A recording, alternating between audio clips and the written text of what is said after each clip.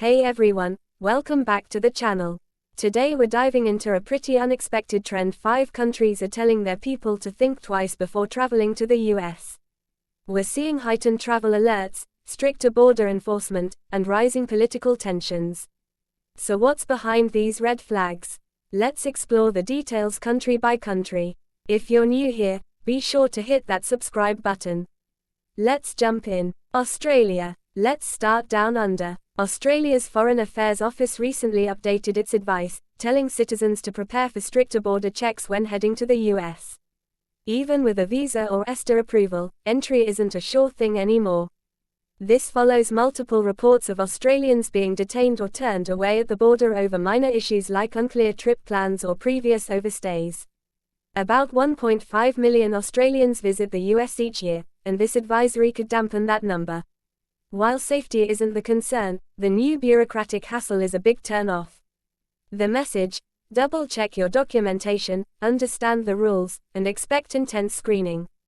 Denmark. Next up, Denmark. The Danish government has specifically cautioned transgender and non-binary travelers about visiting the US, due to the Trump administration's binary-only gender recognition policy. Passports with an X gender marker might result in entry denial. They're advising citizens who fall under this category to contact the US Embassy before booking flights. Denmark is also warning that even valid travel documents might not guarantee a smooth trip. Around 300,000 Danes visit the US yearly, and some are rethinking their plans due to these new complications. Canada. Our northern neighbors are also revising their approach. Canada's updated travel advisory urges travelers to register if staying longer than 30 days in the US. This was triggered by a high-profile detention of a Vancouver woman over a visa issue. Canadian MP Charlie Angus even made headlines, calling the US under Trump a tyranny, and advising citizens to avoid traveling there if possible. While the official advice is focused on rule following, the tone has clearly shifted.